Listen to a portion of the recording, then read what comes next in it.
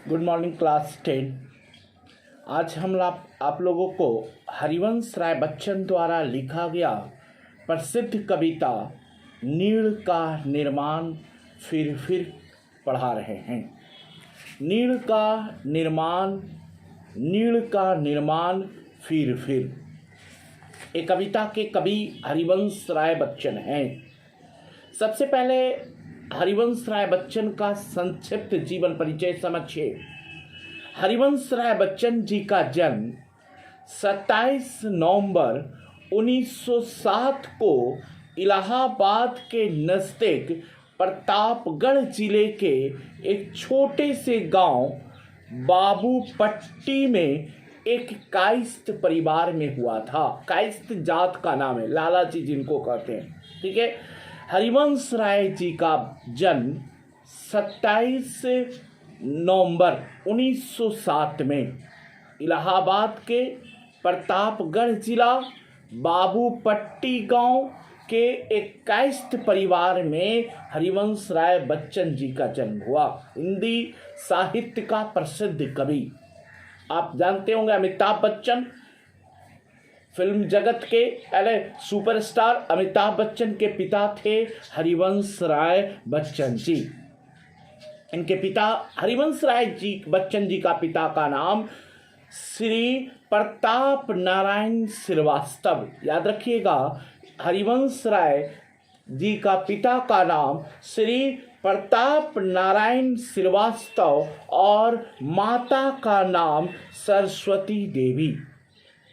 बाल्यावस्था में बच्चन कहा जाता था। इनका बचपन का नाम बच्चन था और बच्चन का शाब्दिक अर्थ होता है बच्चा। ये ऑब्जेक्टिव क्वेश्चन में बराबर पूछता है बच्चे कि बच्चन का शाब्दिक अर्थ क्या है। तो बच्चन का शाब्दिक अर्थ होता है बच्चा, यानी संतान।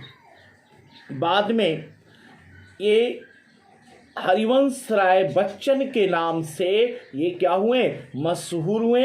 इन्होंने कायस्थ पाठशाला में उर्दू की शिक्षा ली और उस समय कानून की डिग्री के लिए पहला कदम माना जाता है। मतलब कि उस समय कानून की डिग्री के लिए उर्दू की शिक्षा ली, उस समय कानून की डिग्री के लिए पहला कदम माना जाता था। उन्होंने प्रयाग विश्वविद्यालय में अंग्रेजी में एमए और कैम्ब्रिज विश्वविद्यालय से अंग्रेजी साहित्य के विख्यात कवि W.B. विट्स की कविताओं की शोध कर पीएचडी पूरी की। 1941 में बच्चन की शादी एक पंजाबी महिला तेजी सूरी से हुआ। याद रखिएगा, 1941 में हरिवंश राय बच्चन की शादी पंजाबी महिला तेजी सूरी से हुआ। इससे पहले भी हरिवंश राय बच्चन की शादी हुआ था जिसका नाम श्यामा था और श्यामा की मृत्यु हो गया अचानक, कहना असमय मृत्यु हुआ। और इसी के बाद ही इस कविता को कवि ने लिखा है नीड़ का निर्माण फिर। श्यामा की मृत्यु के बाद कवि बिल्कुल टूट गए थे। इसके बाद उन्होंने कविता लिखा है नीड़ का निर्माण फिर। उसके बाद उन्होंने श्यामा की मृत्यु के बाद फिर दोबारा शादी किया इन्होंने तेजी सूरी के साथ। ये पंजाबी महिला थी जिनका नाम तेजी सूरी था। 1941 में इनका दोबारा विवाह हुआ। इसी समय इन्होंने नीड़ का निर्माण कविताएं की रचना की। तेजी बच्चन और से अमिताभ और अजिताभ 2 पुत्र हुए। याद रखिएगा, अमिताभ बच्चन एक प्रसिद्ध अभिनेता हैं। तेजी बच्चन ने हरिवंश राय बच्चन द्वारा शेक्सपियर के अनुदित कई नाटकों में भी अभिनय भी किया। बच्चन जी इलाहाबाद विश्वविद्यालय में अध्यापन किया और बाद में भारत सरकार के विदेश मंत्रालय में हिंदी विशेषज्ञ रहे। अनंतर राज्यसभा में मनोनीत सदस्य भी रहे हरिवंश राय बच्चन जी हिंदी के सर्वाधिक लोकप्रिय कवि में अग्रणीय हैं। सर्वाधिक लोकप्रिय कवियों में अग्रणीय हैं हरिवंश राय बच्चन। हरिवंश राय बच्चन की प्रसिद्ध काव्य याद रखना है, ये पूछता है हरिवंश राय बच्चन की प्रसिद्ध काव्य जिसका नाम क्या था? मधुशाला।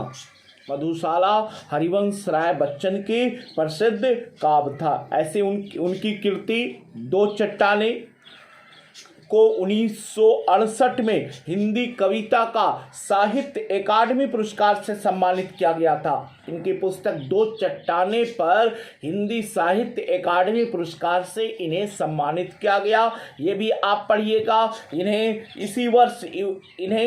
इसी वर्ष मतलब कि 1968 में ही 1968 में ही सोवियत लैंड पुरस्कार से भी इन्हें सम्मानित किया गया।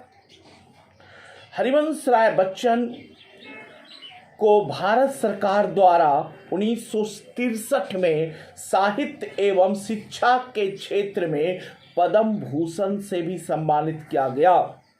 याद रखिएगा, मधुशाला उनकी प्रसिद्ध कृति है। 1935 में ये मधुशाला को प्रकाशित किया गया था। ठीक है, तो मतलब कि मधुशाला इनकी प्रसिद्ध कृति है, प्रसिद्ध रचना है। तो हरिवंश राय बच्चन का आज हम जो कविता पढ़ने वाले हैं जिसका नाम है नीड़ का निर्माण फिर। इसमें आपको 2 या 3 क्लास मिलेगा।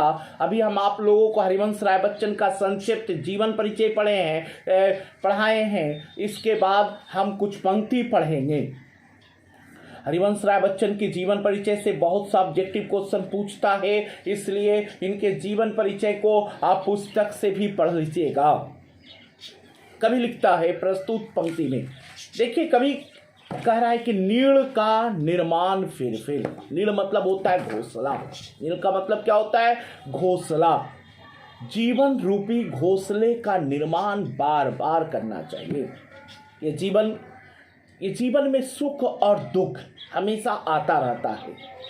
जिस तरह एक सिक्के के 2 पहलू होते हैं, उसी तरह जीवन के 2 पहलू होते हैं, सुख और दुख। इसलिए दुख आने पर व्यक्ति को घबराना नहीं चाहिए, बल्कि प्रकृति से सीखना चाहिए। ठीक है, कि दुख में हमें किस तरह हिम्मत से काम करना है। दुख में हमेशा हिम्मत से काम करना है और हमेशा आगे बढ़ना है। हमेशा क्या करना है? आगे बढ़ना है। ये कविता उस समय लिखा कवि जब उसकी पहली पत्नी की मृत्यु हो गया। कवि की पहली पत्नी की मृत्यु के बाद कवि बिल्कुल टूट गया, क्योंकि कवि अपनी पहली पत्नी श्यामा से बहुत प्रेम करता था। कवि बिल्कुल क्या हो गया? पहली पत्नी के बाद कवि बिल्कुल क्या हो गया? टूट गया। कवि लिखता है कि नीड़ का निर्माण फिर, नेह का आह्वान फिर। नीड़ का निर्माण फिर। नीड़ मतलब क्या होता है? घोंसला। याद रखिएगा, नीड़ का मतलब क्या होता है? घोंसला। और नेह का मतलब होता है मोहब्बत, प्रेम, इश्क। नीड़ का निर्माण फिर, नेह का आह्वान फिर। आह्वान का मतलब होता है पुकारना। अपने दिल से, अपने हृदय से प्रेम कभी निकालना नहीं है। प्रेम कभी अपने हृदय से व्यक्ति को निकालना नहीं। इसलिए कभी कह रहा है कि नीड़ का निर्माण फिर, नेह का आह्वान फिर, नेह का आह्वान फिर। नीड़ का निर्माण कवि किस समय लिखा? याद रखिएगा, उस समय लिखा है जब उस कवि की पहली पत्नी का नाम क्या है? श्यामा। पहली पत्नी का समय मृत्यु हो जाता है। बिना मतलब कि अचानक कवि की पहली पत्नी का देहांत हो जाता है। जीवन में चारों ओर निराशा घिराई। कवि के जीवन में क्या हो गया? चारों ओर निराशा घिराया। ऐसे समय में बच्चन के जीवन में तेजी सूरी का प्रवेश हुआ। ऐसे समय में ही बच्चन ने दूसरी शादी किया, एक पंजाबी महिला जिसका नाम तेजी सूरी, जो स्वयं भी बहुमुखी प्रतिभा की बनी थी। तेजी के आने के बाद कवि को यह स्वीकारना पड़ा कि जीवन में ध्वंस और निर्माण की प्रक्रिया तो चलता ही रहता है। जीवन में ध्वंस और निर्माण की प्रक्रिया, सुख और दुख की प्रक्रिया ये क्या होता है, चलता ही रहता है। ये तो प्राकृतिक नियम है, ये तो क्या है, प्राकृतिक नियम है। जो इस दुनिया में आया है उसको एक दिन जाना होगा।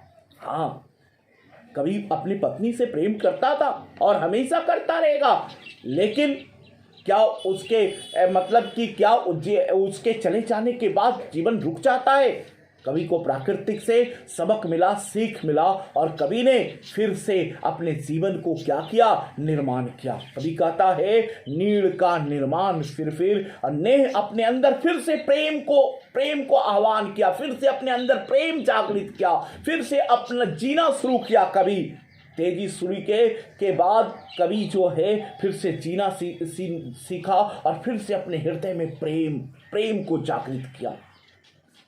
नेह का आह्वान फिर और फिर से कभी कहना चाहता है कि इससे घबराकर, अब दुख से घबराकर हमें सृजन का काम रोकना नहीं है, बल्कि सृजन का काम मतलब सृजन में लगा रहना चाहिए।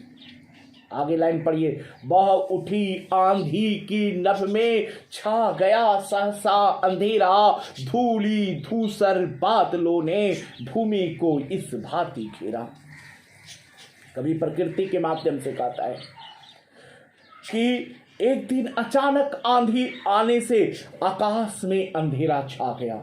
बह उठी आंधी नभ में, छा गया सहसा अंधेरा, धूली धूसर बादलों ने भूमि को इस भांति घेरा।